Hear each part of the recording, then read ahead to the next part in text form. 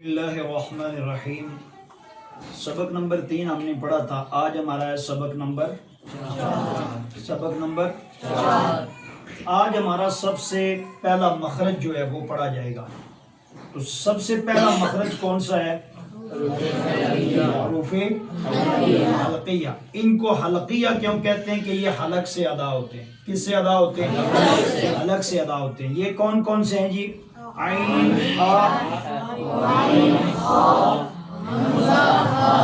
کتنے ہو گئے؟ 6 حروف۔ ان کو کیا کہتے ہیں؟ حروف حلقیہ۔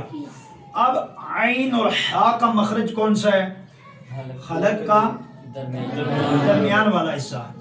درمیان سے جو حروف ادا ہوں گے وہ کون سے ہیں؟ عین، حاء، عین، حاء۔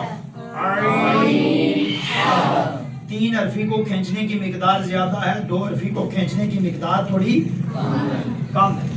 اب اس کے بعد ہے غین اور خا۔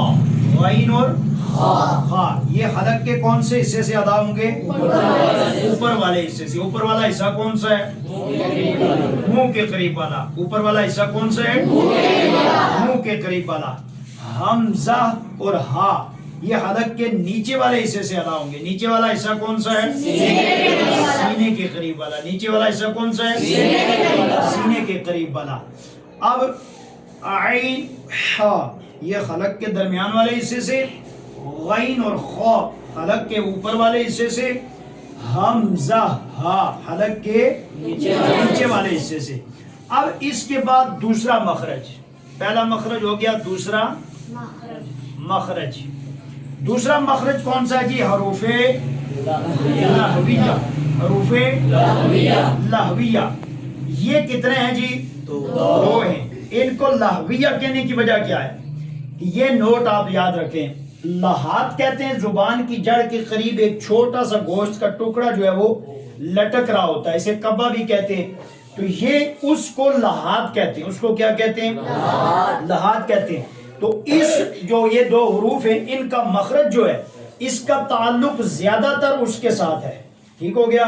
زبان کی جڑ اور جو تالو ہے اس کے ساتھ اس کا تعلق ہے، جس کی وجہ سے اس کو کیا کہا جائے گا؟ حروف لہویہ۔ اب حروف لہویہ میں پہلا ہے قاف۔ پہلا کیا ہے جی؟ قاف۔ زبان کی جڑ اور تالو کے قاف ادا ہوگا۔ کیا ادا ہوگا؟ اس کو ادا کرنے میں ہونٹ گول نہیں کرنے۔ ہونٹ گول جب آپ حرف کو اپنے مخرج سے ادا کریں گے نا، جب حروف اپنے مخرج سے ادا ہوگا تو پھر اس میں نہ کسی ہونٹ کا دخل ہوگا نہ زبان کی کسی اور حصے کو، فقط جو مخرج ہے وہاں سے جب آپ ادا کریں گے تو خود بخود حرف ادا ہو جائے گا۔ جیسے قاف۔ اب اگر آپ نے کسی حرف کا مخرج جاننا ہو، کسی حرف کا مخرج جاننا ہو تو اس حرف کو ساکن کر دیں۔ جیسے یہ حمزہ ہے اور یہ قاف ہے، اب اس کو ہم نے ساکن کیا تو کیا بنا؟ حمزہ قاف زبر آپ آپ۔ اب یہ آواز جہاں مثل گیند جا کر لگتی ہے تو وہاں جہاں پر یہ جا کر آواز لگے گی وہ اس کا کیا ہوگا؟ کسی بھی حرف کا مخرج معلوم کرنا ہو تو طریقہ کار یہ ہوگا، اس کو ساکن کر دیں، اس سے پہلے متحرک حرف لگائیں تو جہاں آپ آواز رکے گی وہ اس کا کیا ہوگا؟ مخرج ہوگا۔ آپ ایک اوق۔ کیسے؟ آپ ایک اوق۔ اسی طرح ہے کاف، اک ایک اوک، یہ نرم جگہ پہ لگ رہا ہے اور یہ اب اس کا مخرج زبان کی جڑ و تعلق کے نرم حصے سے۔ قاف کہاں سے ادا ہوگا؟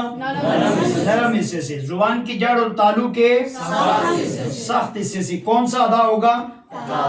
کاف ادا ہوگا۔ اب اس میں اور اس میں فرق دیکھیں آپ کو، اور یہ حروف قلقلہ میں سے بھی ہے۔ ٹھیک ہو گیا؟ کس میں سے ہے؟ قلقلہ میں سے بھی ہے۔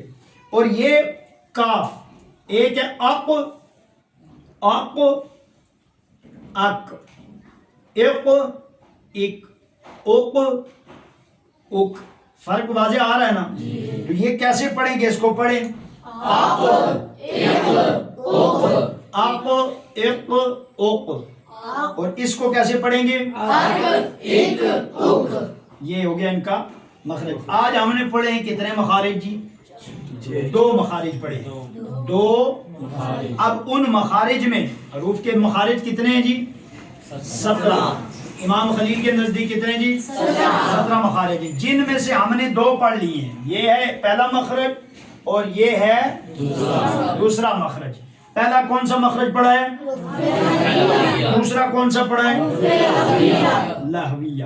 یہ ہمارا آج کا سبق ہے، اس کو اچھی طرح سے آپ نے کیا کرنا ہے؟